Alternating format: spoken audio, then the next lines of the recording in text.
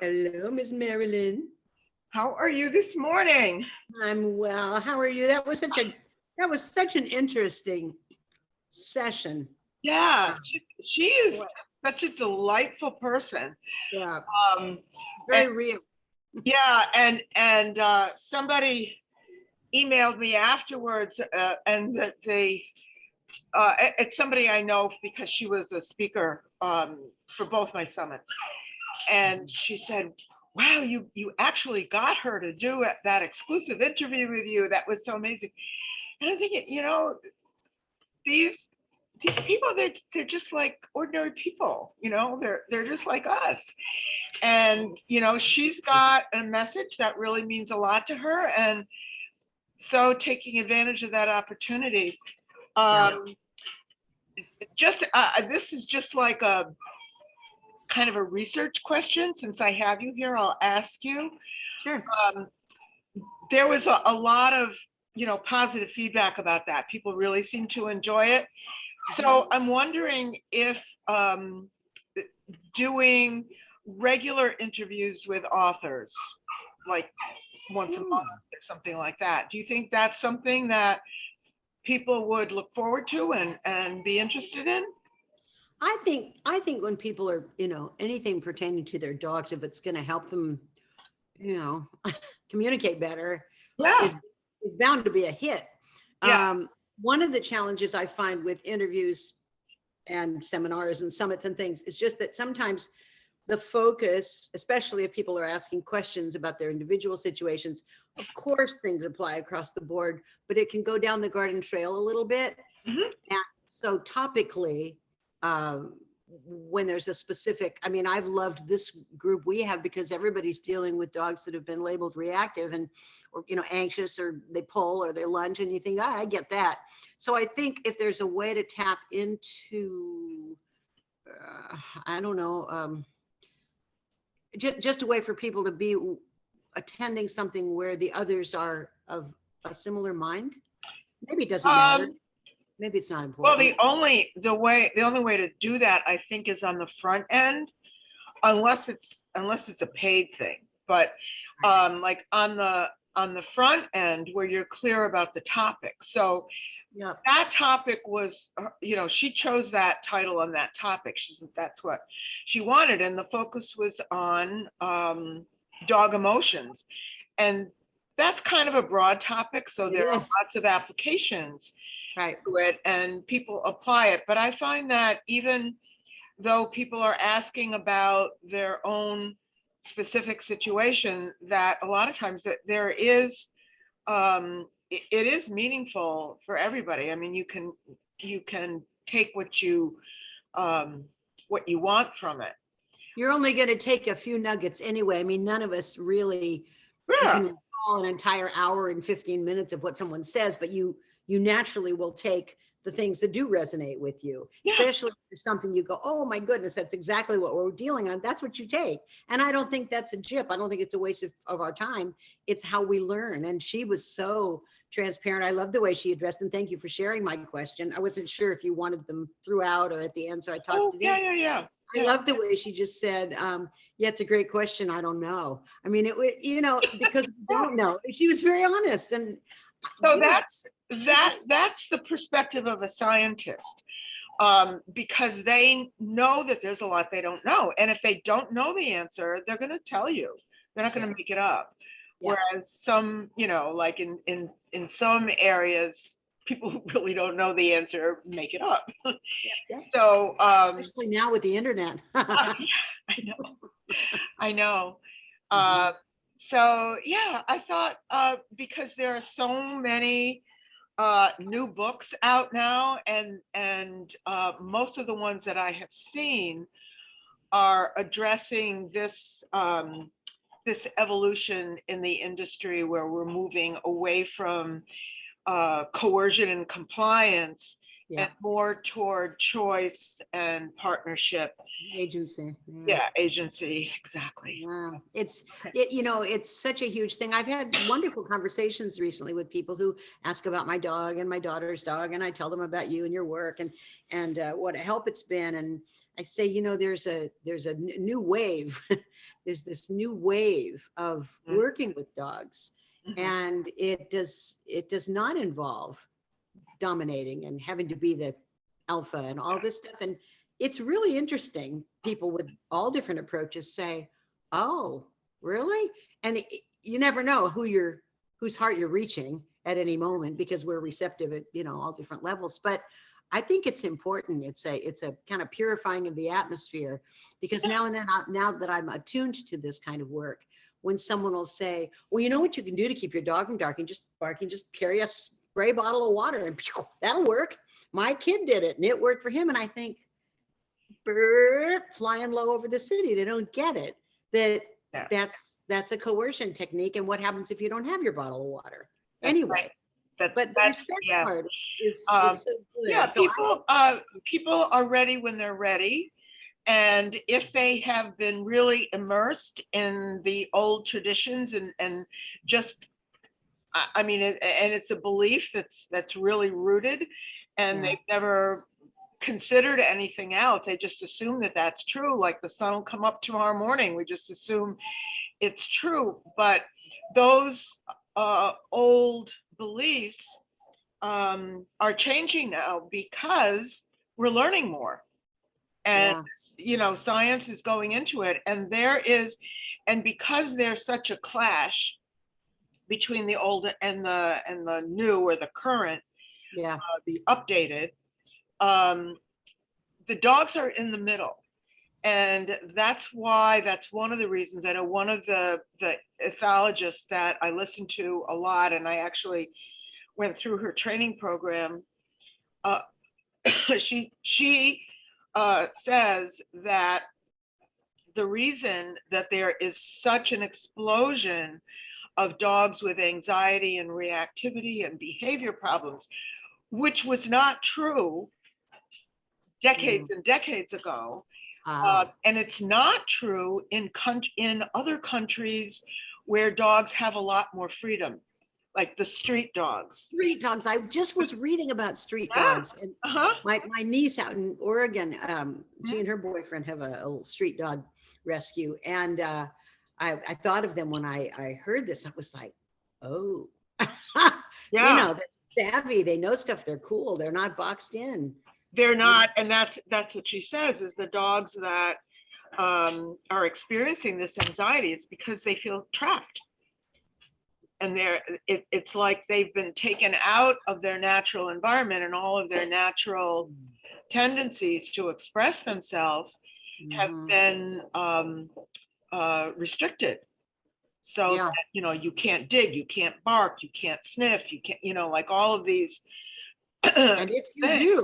if you do, I will put you in your place. That's the Right. part that's so sad, is that, Yeah. I mean, there may be, if I'd had any wisdom, I would have never let this leather sofa be jumped on by dogs, but I just didn't know about dogs. I mean, oh yeah, okay, they climb on the sofa.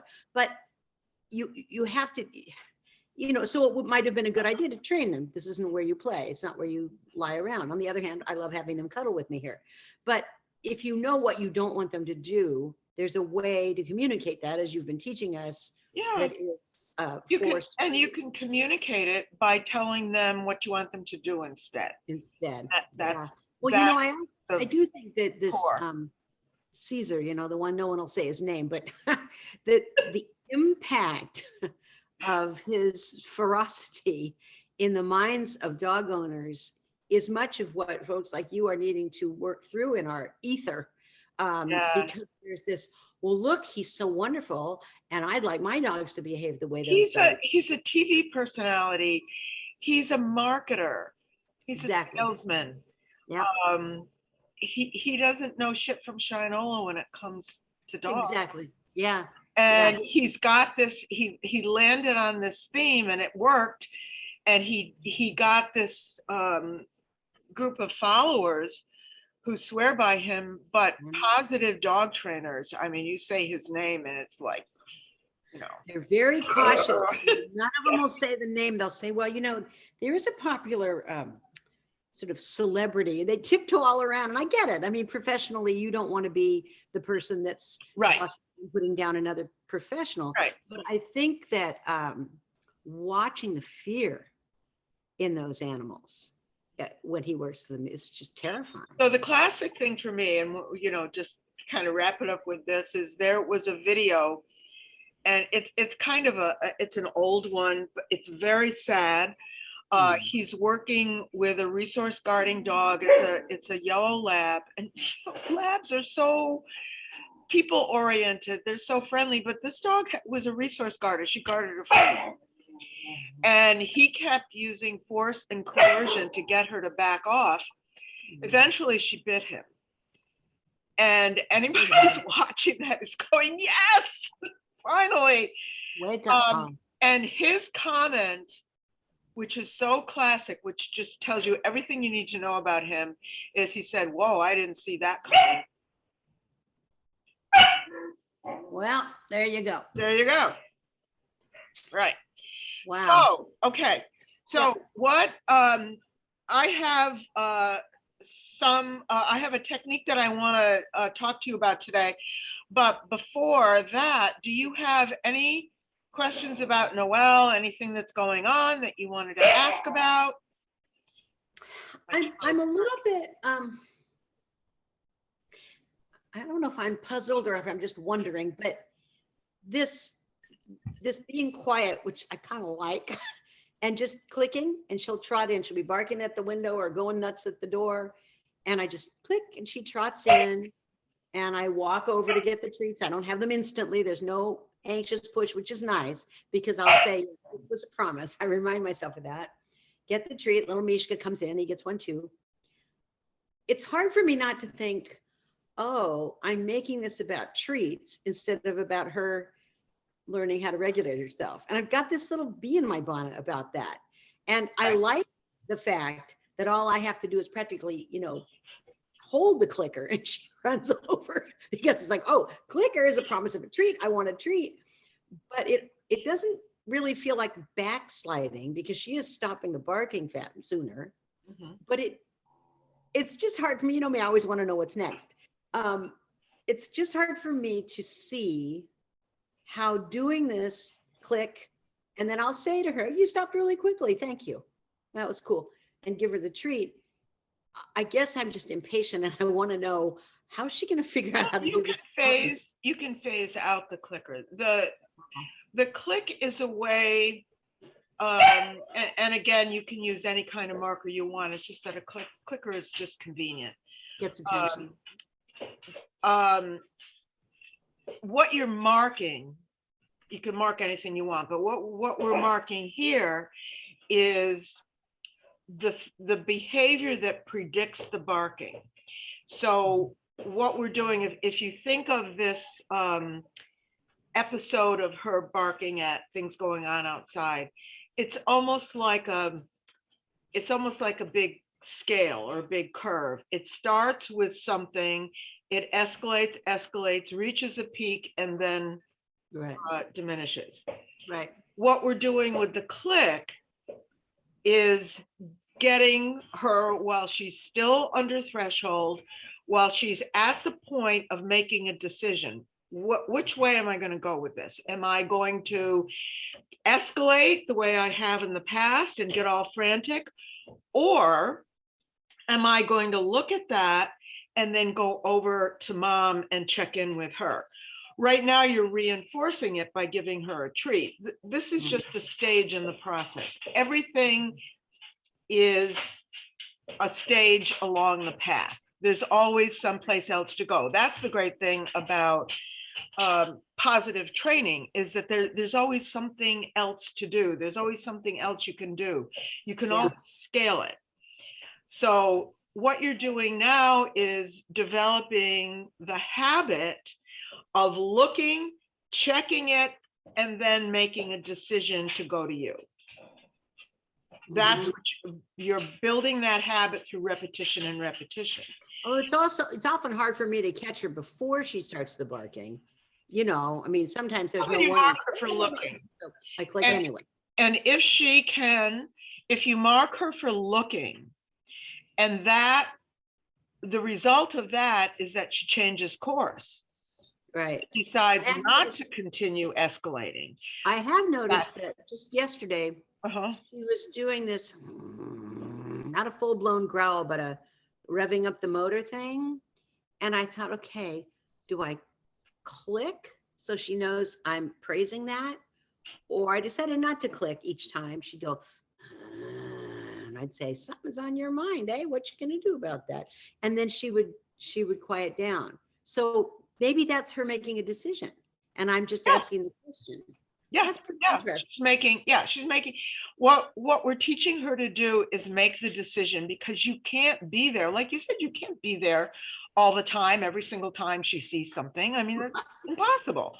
Right. So what our goal is to gradually phase out the, our participation in that, so that she learns how, remember what we said in the beginning, the dog needs to learn to self-regulate, to Right. make that decision herself. Yeah. I understand that I have a choice. And it's what Karen was talking about yesterday, this idea of agency and choice. It's critical in dog training. And that's the piece that has been left out for so long. And that's why people get frustrated, because they think they're teaching their dog to do it or not do something, and it doesn't work. Because the minute they are not paying attention, the dog reverts back. It's because the information, the message didn't get through, because the dog is not making their own decision. So that's what we're teaching her to do. Right now, you have to help her with that process. You have to show her how to repeat it. You have to reinforce the decision that you want her to make. Right. So, and again, the growling. So two things to say about that that rumbling, growling. It's not the vocalization piece that's important. It's the looking, because it might be something she hears, but I think that from what you've described, it's usually for her something she sees. So that's the first thing that happens. That's the thing that gets the whole ball rolling, right? She sees something. She sees it, and then she might start to rumble and growl. Should you click it or should you not click it? Remember, you're not clicking the vocalization, you're clicking where she's looking. Right. So if she is grumbling and looking at something, then you can click that. You click her for looking. And she will probably stop the grumbling and come over to you and get a treat, because you interrupted it. And you showed her, you have another choice, Noelle. Right. You don't have to continue on that old path. You now have another option. So what's your decision? What are you going to do? Now, if she's not looking, if she's just grumbling and she's not looking, then you can go to what you described a minute ago. You can say to her, hey, what's going on? Ask her. Right. And then, what are you going to do now? And then see what she decides to do. And like I said, most of the time she kind of comes over to you and, checks in or whatever. At that point, you don't need to give her a treat, because there was no click. The rule of thumb with a clicker is that it predicts a treat. It's the promise of a treat. So even if you do it wrong, they'll give her the treat. Yeah. So when you click, you must treat. But you don't always have to click. There are other things you can do. Now you can start to phase out the clicker if you think she's ready for that. And if you start to phase it out, I'll tell you in a minute how to do that. If you start to phase it out and you find that she's regressing, then you have to go back to what you were doing before you started the phase out, and stay at that step for a while. The clicker, when somebody, it was a postman or somebody, neighbor, the other day, she was jumping off the floor. She was absolutely frantic. And I thought, well, I could do that walking up to her talking thing, because that's pretty cool. But I thought, she needs to be awakened from this nightmare that's possessed her. Like you have to shake people awake sometimes when they're screaming. And so I clicked from the kitchen, and she was just, and so I came quietly and I stood behind where she was. And the moment she took a breath between barking, I clicked and she turned. So she does still need it when she's out of her mind. It's when she's hanging out and glancing out the window going, I don't like that. that's where I can catch her seeing it. And I Yeah. can either click or not. But So that's when you want to start phasing it out a little bit, look for opportunities where you're like on top of the situation because you happen to be right there. okay. And if she looks at something, you can say, good girl. Now, at this point, I wouldn't ask what you're looking at, because we Okay. want to duplicate what the clicker had done, which was to mark the looking and then reinforce it. So when she Okay. looks, you can say, good girl, which is Ah. instead of the click. You see what I'm saying? So you Yeah, say, I good do. girl. That's very different from asking her what she wants to do. Yeah, because at this point you want to be consistent with what you were doing with the clicker. The Okay. clicker marked the looking. So if you want to start phasing out the clicker, you still want to mark the looking, but now you can mark it with verbal praise. You can say, good girl for looking at that. And then Yeah. what is she going to do at that point? Maybe she's going to look at you. And then you could say, yeah, would you like a cookie? Because you're Ah. phasing out the clicker, but you can still give her a cookie occasionally. You don't have to do it all the time. Sometimes you can say, So would you it's like more the a cookie? communication. Or would you like to come over here with me? Or would you like to go lie down there? Or would you like to blah, blah, blah, whatever. Yeah. So what you're going to do is tell her, good girl, I'm glad you looked. Now let's do something else. Redirecting. Yeah. Yeah.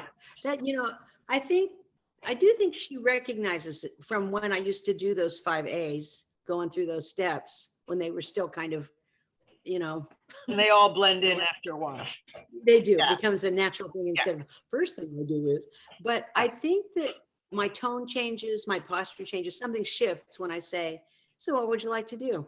There's something different, because when I'll say to her, and I won't do it in the incorrect place anymore, but if I say, oh, well, what do you want to do? It's just different from the other interested questions.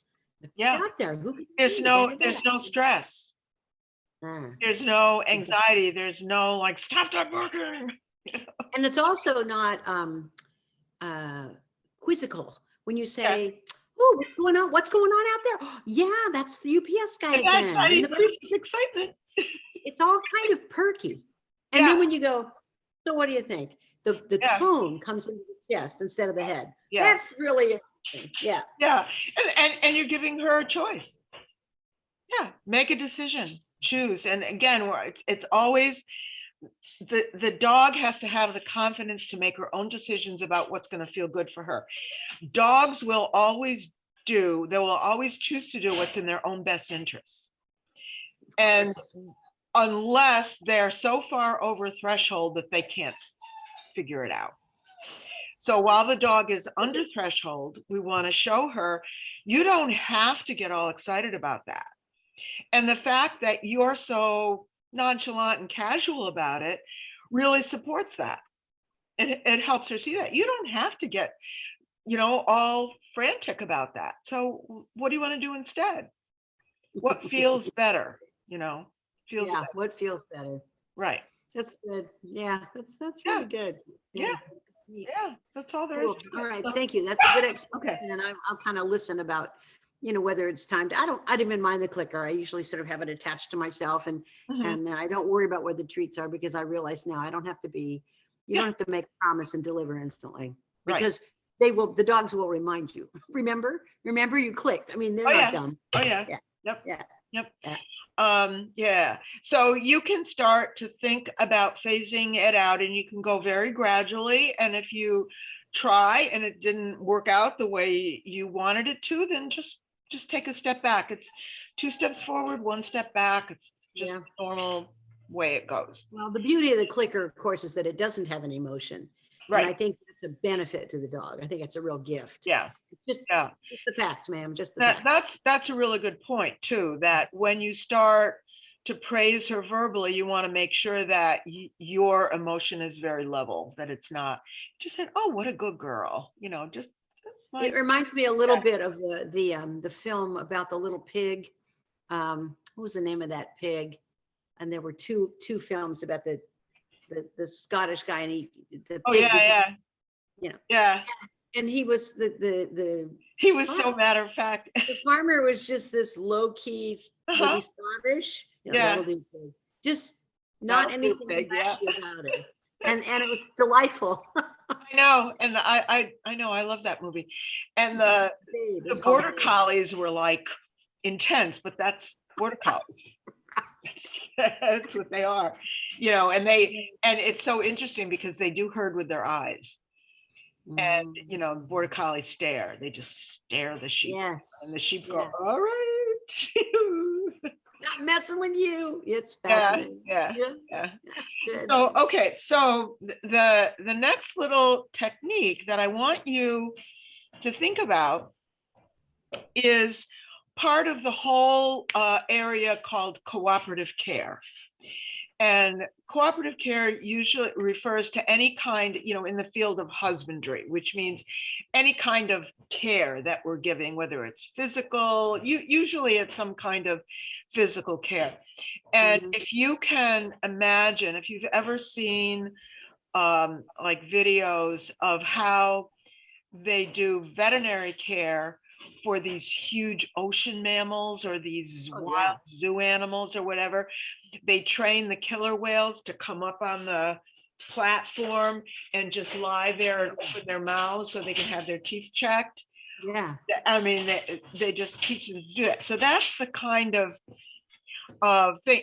And if they don't want to have their teeth checked, then they will refuse. Right. And there's no way to force them, and they don't force them. That's the whole principle behind it. Right. So it's the same kind of thing. So what we do, it's along the same idea of giving the dog choices. It's just reinforcing that whole concept of choice and decision. You can tell me what you want. So it's often used in the area of grooming, like trimming nails or brushing the animal, or you know, any kind of grooming care. I don't know what's wrong with that puppy. Poor baby. No. Do you need to go check? Do you need to go check? No, I think she's okay. I think she only whines like that when the cat is around. Or you're giving someone else attention. Is she one of those? That's what ours do. With you? What is wrong with you?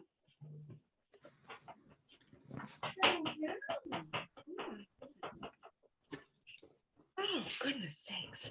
I don't know. But and that animal is not telling you. She's not, I mean, she's not dying. She's over there. To deal with her in a minute. Okay, so there are lots of little games that we can teach dogs, simple little things that will give them the opportunity to tell us when they're ready and when they're not ready. So this can be used, for example, I'm not saying this is how you would use it right away, but one of the ways we use it is for the vet's office.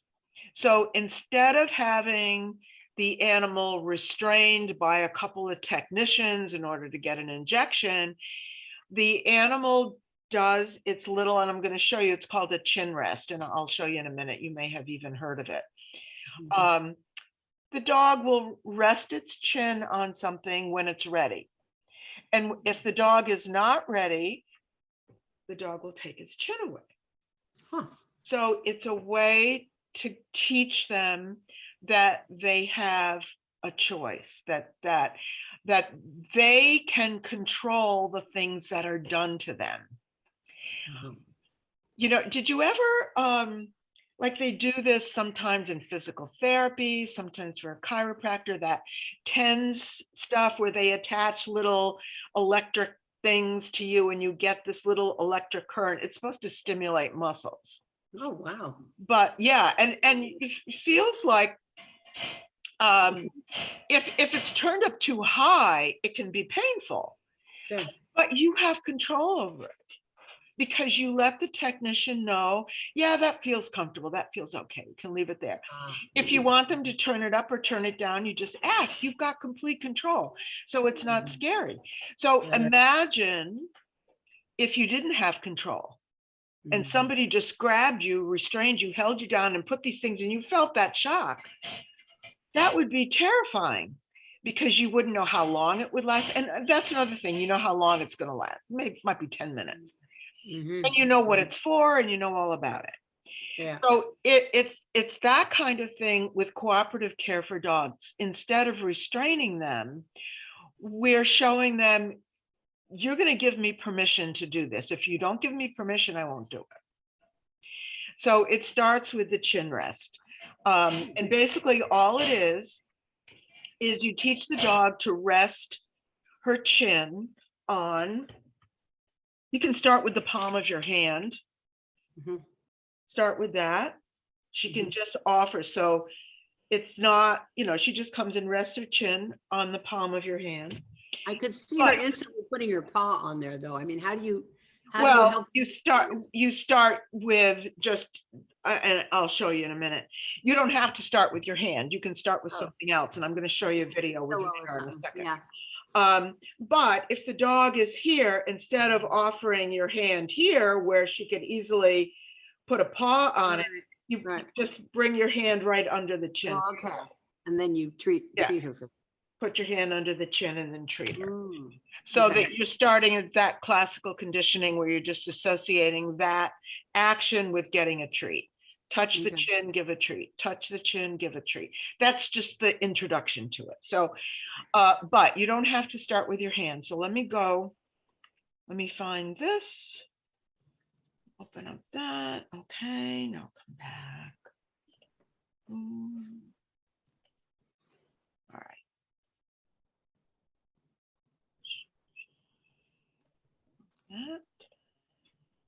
Okay. All right. Can you see the video? Not yet, but I will. Okay. Marilyn has started. I have to ask you, how do you pronounce your last name? My family has always pronounced it with 2 long E's. Mealy. Mealy. I've never known. Now I know. Now you know? Now Yeah, I know. it is. It is kind of weird. Okay. I didn't know it was melee. Italian. Yeah, it's Italian. Okay. So can you see it? I can. Okay. So what I'm doing, I've got this little crate mat here, this little soft thing, and I'm going to put it on the chair. And I want Radar to come and rest his chin on the mat that's going to be on the chair. It's the mat that I want him to rest his chin on. So if I move that mat someplace else, he will go and rest his chin there. So it's not about the chair. It's about the mat. You can use a towel, a pillow, you can use anything you want. It's better to have something that you can easily move from place to place, like a mat or a towel. Okay. So start that playing. So he put his chin on it right away because he was curious. So I'm going to lure him there. Are you saying anything? He's not. I'm sorry? Are you saying anything? No. Okay. No. And I am using a clicker. I'm clicking him for taking. So that time I clicked him for resting his chin. And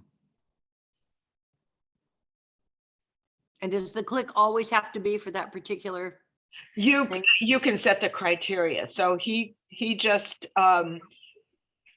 decided he was going to lie down. Maybe that would be better.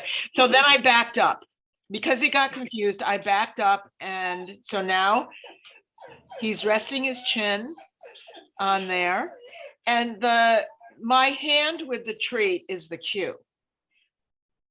But he's not going for the treat. He's figured out that he has to rest his chin. That was a bad click right there. So I confused him. Okay.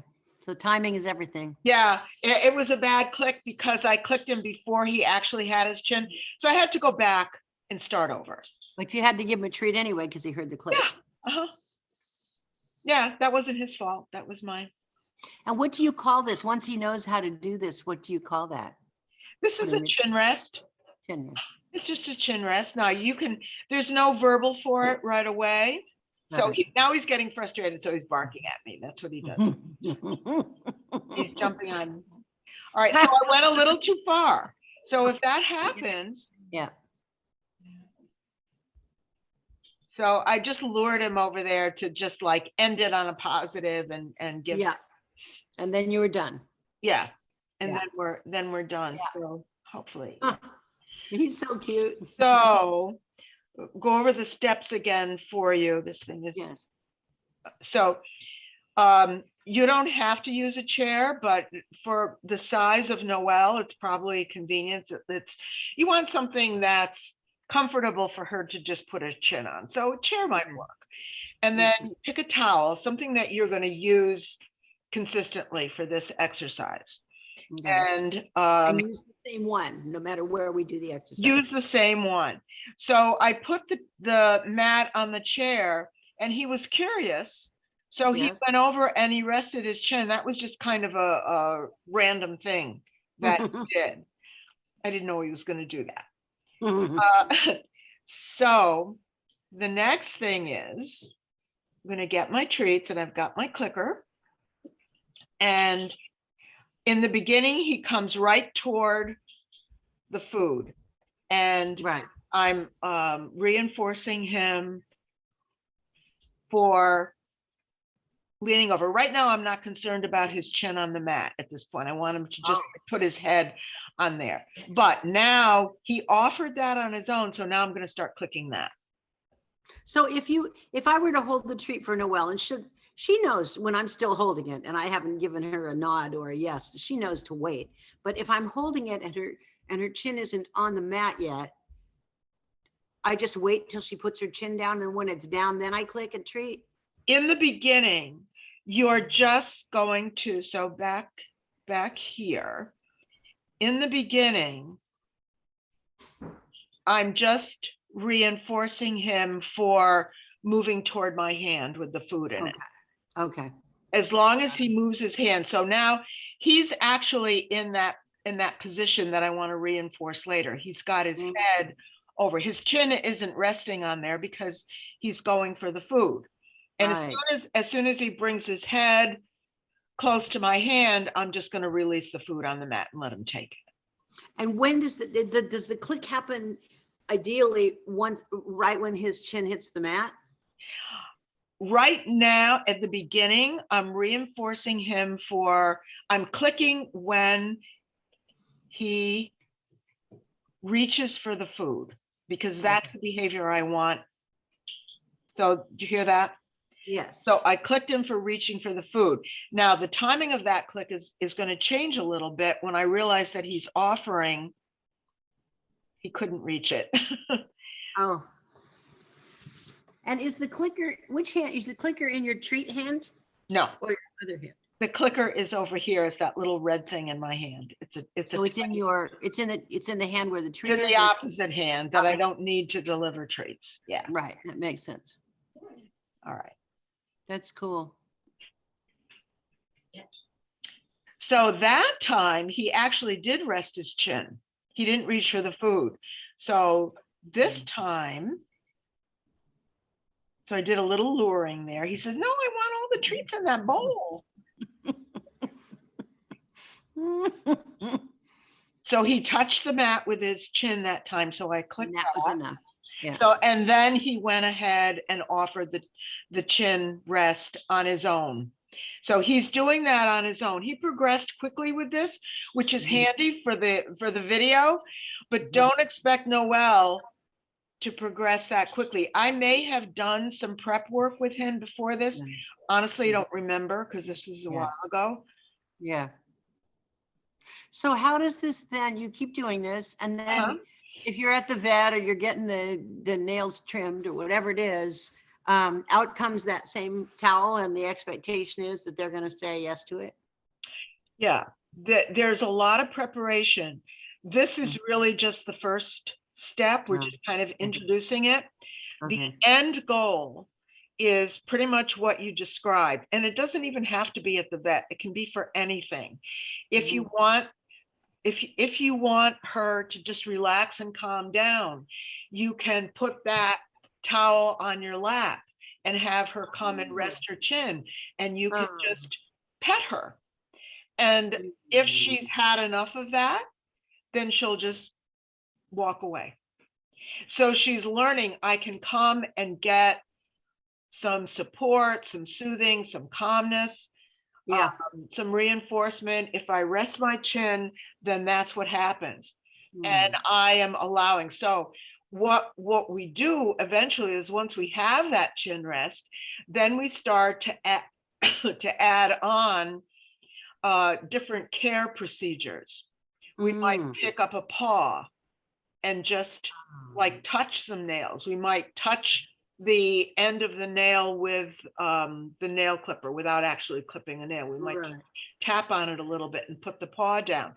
If we do that and we tap on the nail and the dog picks its head up and walks away, then we're done. We put the clipper away. So the dog understands, I can allow this or I can make it stop. That's helpful. You know, we have a friend that comes and does the cats and dogs nails, mostly because I'm just terrified that I'm going to do it wrong and I'm all tense. So I'm happy to pay someone to do it. And she'll come over and she used to be a vet tech. She gets this stuff you're talking about. And if one of the cats kind of goes, and she goes, come on now. And she just kind of scratch them under the chin or something. And they behave for her. It's fascinating. Sometimes you have to scruff a kitty, but for Noelle, she's really calm for that process. And I think that's just good to know that she's able to say, what we have to do. She probably does it without restraining them. She probably takes her time. She's really very good at it. And now and then, if Noelle's anxious about something, she'll say, oh, come on, we've only got one more foot. You can do this. She just talks to her. Yeah. And Noelle's very comfortable around her. So I'm grateful for that. And it shows me how much you put out. You know, they pick up what you give. You give them. Exactly. Yeah. So this, this is used for that kind of cooperative care, but that's not the only use of it. It can be used for any situation where you want the dog to come and just connect with you and relax. And the dog knows that she is not being forced or restrained, that she's making that choice to come and do this relaxation behavior on her own, by her own free will. That's why it's important, if she changes direction, to be sure that you stop whatever it is. Yeah.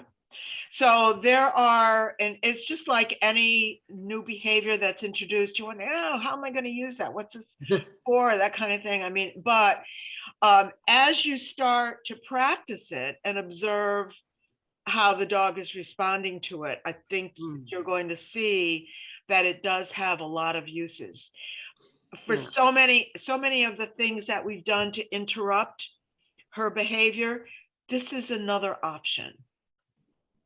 Well, and it's also very natural. It's her normal way. If she's sitting on my bed or on the sofa with me and she is settling, I like the word settle, and she'll, she's lying with me and she'll go, that is a really natural thing that she does already. It says, I trust you. Then you're like halfway there. Yeah, that's halfway there. Tap into that. So I'm gonna stop the share now. You'll have this video, and I don't need to send it to you unless you want me to. I can, but you'll have this video in the recording that I'll send you. Do you have any more questions about it? You want to watch just watch the rest of it? Yeah, I think I just need to try it with her. And again, so often anything I do, especially if treats are involved, little Mishka comes into the act and throws all rhythm off. But I'll try to find times to do this if Jenya's walking with him. You know what? Your daughter could teach this to her dog too.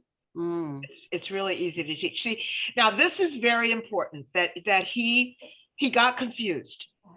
And that's what he's doing. He's mixed up. So he's starting to offer me behaviors that have a strong reinforcement history for him. So to line up. So then I quit. I gave up, and I didn't give up. I just stopped. because it was time Right. to stop. Right. He had had enough. Yeah. And that was only like about a minute, and Right. he had enough. So when you do this with Noelle, I mean, a minute is plenty long enough for any one Long time to little focus. training episode. Yeah. Yeah.